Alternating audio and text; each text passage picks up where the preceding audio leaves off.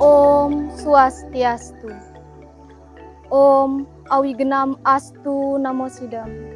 Om Sidirastu Tat Astu Yanama Swaha. Semoga segala pikiran yang baik datang dari segala penjuru. Pemirsa Pelita Dharma dimanapun kalian berada. Pertama-tama, marilah kita bersama-sama memanjatkan puja dan puji syukur kita kehadirat Ide Sang Yang Widiwasa. Karena atas karunia-Nya, kita diberikan kesehatan, keselamatan, dan kerahayuan. Di tengah adanya pandemi COVID-19 ini, semoga kita senantiasa berada dalam lindungannya. Dan semoga wabah ini akan segera berakhir. Dalam kesempatan yang berbahagia ini, saya akan membawakan sebuah Dharma Wacana yang berjudul Implementasi Ajaran Tatuam Asi dalam Membangun Kerukunan Generasi Milenial. Umat sedharma yang berbahagia, saat ini kita berada pada zaman di mana umat manusia lebih banyak mempertontonkan keangkuhan, keserakahan, iri hati, dengki, serta sangat sedikit sekali kisah keseharian dari hidup kita yang menggambarkan rasa simpati, empati, rasa senasib sepenanggungan, apalagi rasa untuk berbagi antara satu orang dengan yang lainnya. Pada masa sekarang ini, pemikiran manusia semakin berkembang sehingga dapat membuat teknologi yang canggih. Bisa dibayangkan, di masa yang akan datang, manusia akan semakin santai karena dibantu oleh kecanggihan teknologi yang tak terelakkan. Sehingga berdampak pada lahirnya generasi muda yang acuh tak acuh, bermasa bodoh dan cenderung malas, atau bahasa kekiniannya disebut dengan generasi micin. Pada masa sekarang ini, manusia maunya hidup serba ekonomis, gratis, praktis, pokoknya yang penting peace.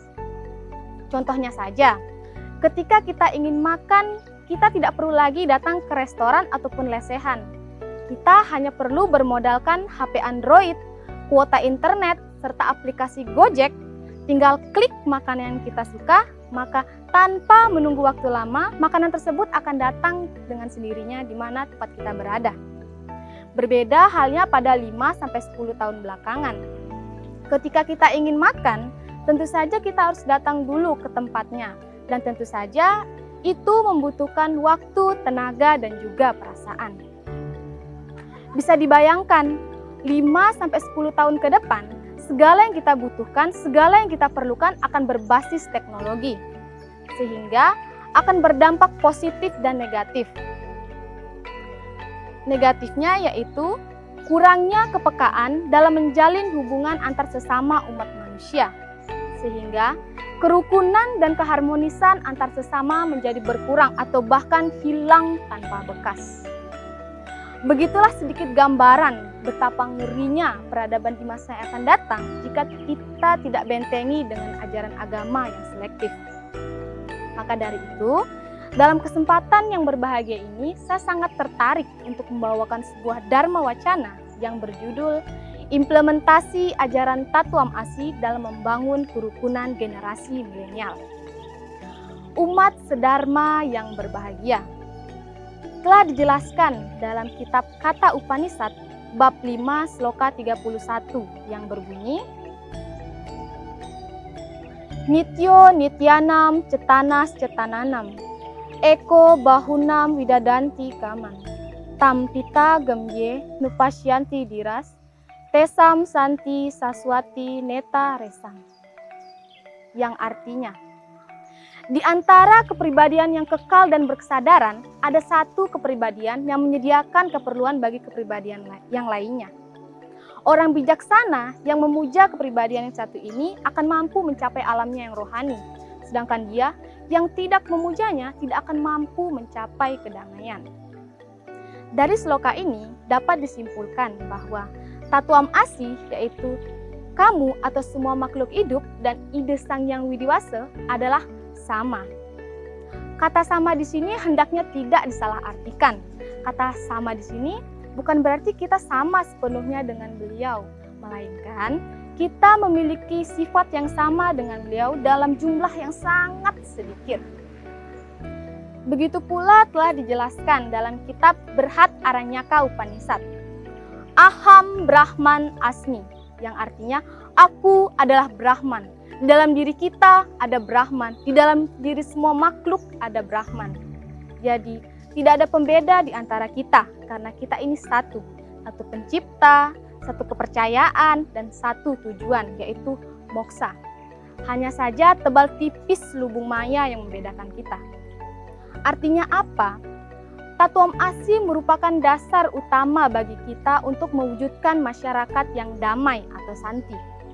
Dengan mengamalkan ajaran Tatuam Asi ini dalam kehidupan sehari-hari, maka kita dapat menciptakan masyarakat yang damai dan harmonis. Telah dijelaskan pula dalam kitab Bhagavad Gita bab 5 adhyaya 18 yang berbunyi,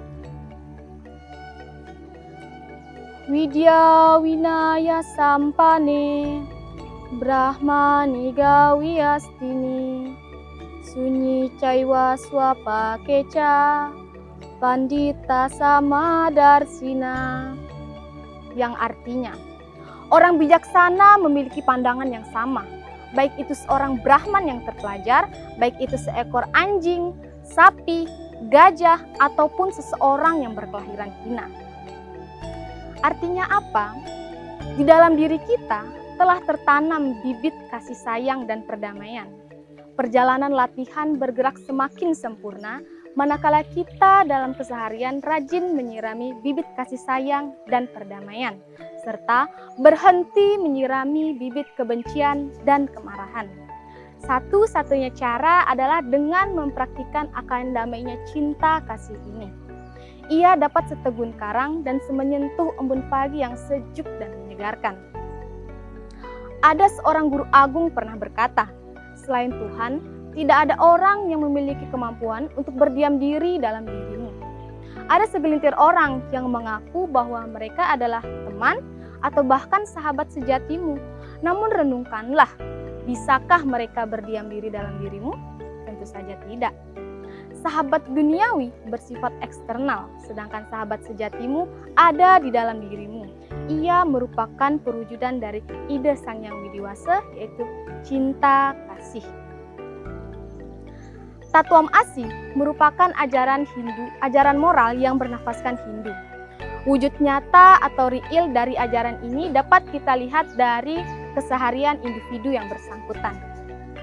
Manusia sebagai makhluk hidup memiliki banyak kebutuhan yang tentu saja dimotivasi oleh kama atau hawa nafsu. Manusia selain sebagai makhluk individu, sosial, dan budaya, manusia juga memiliki banyak ragam jenis dan jenisnya. Dan semua ini harus dipenuhi tanpa memikirkan keterbatasan yang dimilikinya. Bisa dibayangkan betapa susah yang dirasakan manusia yang bersangkutan. Maka dari itu, dalam hal ini, hendaklah kita mengenal dan mengamalkan ajaran Tatuam Asi. Karena seberat apapun masalah yang kita hadapi akan terasa ringan. Seperti kita ketahui bersama, berat dan ringan Ruwa Bineda itu ada dan berdampingan adanya, serta tidak dapat dipisahkan keberadaannya.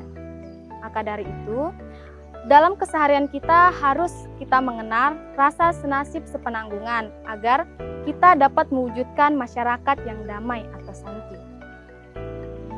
Kasih merupakan sifat dasar dan alami yang ada di dalam diri kita. Memberikannya ruang yang cukup untuk berkembang, maka membuat cinta kasih bermekaran di mana-mana. di sana, di sini, di dalam hati bapak-bapak sekalian, di dalam diri ibu-ibu sekalian, dan di dalam lubuk hati saya yang paling dalam. Umat sedharma yang berbahagia. Kesimpulan dari Dharma Wacana yang saya bawakan yaitu dengan mengimplementasikan ajaran Tatuam Asi guna membiasakan diri kita berbuat baik atau subha karma dan membentengi diri kita dari perbuatan buruk atau asubha karma.